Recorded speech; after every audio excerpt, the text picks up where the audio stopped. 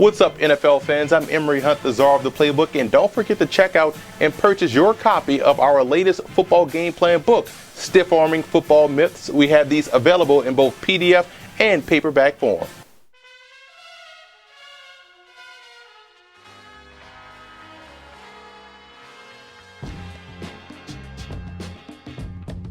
For San Diego in this ball game, it's all about winning pre-snap, and they can do that with formation. They do a great job of going multiple with their formations to try to find those optimal matchups, and we're going to get into that a little bit later in this video. And on defense, it's all about keeping your eyes on your luggage. Do your job. Don't try to be a hero. Don't try to outguess Peyton Manning.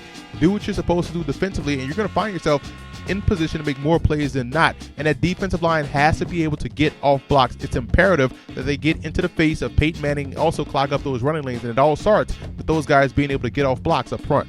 And for the Broncos, it's simple. They have to break tendencies very early in this ball game. This is a common opponent. They know you very well, and I'm pretty sure they're going to come in with what they think you're going to do offensively right off the bat. Break those tendencies early, and that way they can have some success moving forward. And you have to stay active at the line of scrimmage. As talented as Phillip Rivers is as a quarterback, he tends to flatline his passes, which could result into tip passes, which also could result into interceptions. You want to stay gap sound versus the outstanding running back Brandon Oliver. He's a guy that's slippery and can find that cutback lane and could gash you with big plays on the ground. So you have to stay gap sound and gap disciplined versus a tailback like Oliver.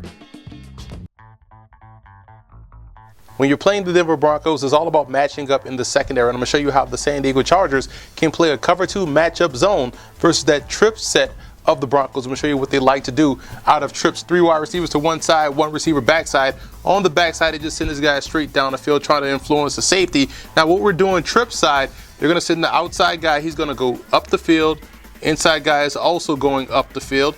And you're going to bring it inside the slot guy, tight to the line of scrimmage. He's running the speed out, your quick read right there. And they're going to check the back and maybe run him on an arrow route. Now, see, that's the route combination. Here's how you play cover 2 matchup zone versus it. Now, what you're asking your outside guy to do on the backside, his job is to carry the outside shoulder of that wide receiver because he knows he has safety help. So you have 2 guys covering 1 on the backside. In the backfield, you want your linebacker to get his drop. Once he sees the back, leave the line of scrimmage and cross over. He's closing in on that, and that's what you want him to do. Strong side backer, we're going to call it strong side. He's getting depth, trying to chase underneath this inside slot route number 2 right here, because you're going to go 1, 2, 3. Where you have your nickel back doing is also riding underneath. Again, funneling everything toward the safety help over top. So you have 2 guys riding the inside route. Outside cornerback is riding number 1 until he sees that crossing route back, and his job is to bail, break on it, because again, he has the safety over top. So you have 2 guys covering the inside slot guy, the safety getting over top of number 1, outside shoulder of the corner, sees the crossing route, he breaks down the close in on it, and that's how they can play a matchup zone versus cover 2 this week versus the Denver Broncos. The Denver Broncos have to find ways to disrupt the passing game of the San Diego Chargers, and I'm showing you how they can show a little bit of a strong side stunt with a sky look to get it done. I'm showing you what we have up here. What we're showing pre-snap is cover 2, but it's really cover 3. We're going to rotate over to the strong side of the formation. We're going to have a backer and end twist to where we're going to drop this in, showing as if he's going outside, but he's dropping into that hook to curl area. Why? Because on the strong side as well, we're going to have this cornerback play bump. He's going to be responsible for out responsibility, rotating over deep third. So he's going to pick up this receiver here. We're going to send the outside backer, Von Miller, inside on that C-gap, hard charging that C-gap, getting pressure, strong side slant by the defensive tackle. We're going to tilt the nose a little bit and bring him across the face of the center, getting that strong side A-gap, contain player here, curl out, deep third, deep third. We're also going to take this guy here and drop him in the hook to curl zone. So you're protected underneath with 1, 2, 3, 4 guys underneath, 3 guys deep. You're getting strong side pressure with your best pass rusher. Playing a little game right here, a little twist zone blitz right there, trying to influence a bad decision right here. But that's one way the Denver Broncos can disrupt the timing and get pressure on Phillip Rivers this week versus the San Diego Chargers.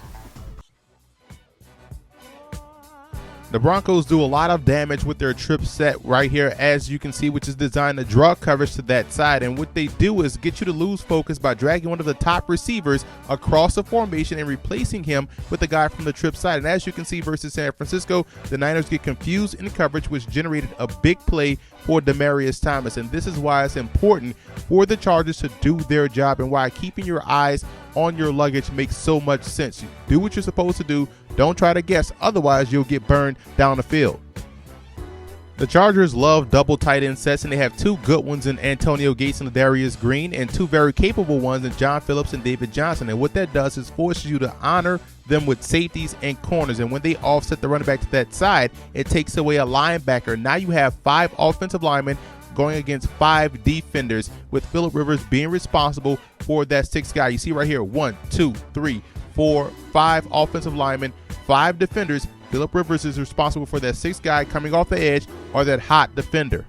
And this is why I believe the Broncos will probably have to stay in their nickel defense as their base. Take one linebacker off the field and put an extra defensive back on it, because again, you have to make sure you cover those tight ends and force Phillip Rivers to hold that football just a little bit too long. Now you see right here versus Kansas City, they have everything set strong side, but they're going to operate weak side where the 2 wide receivers are and play the small man game. And if the Broncos aren't able to win up front and aren't able to cover those tight ends effectively with their safeties and or an extra corner, it could be a long day for this Broncos defense.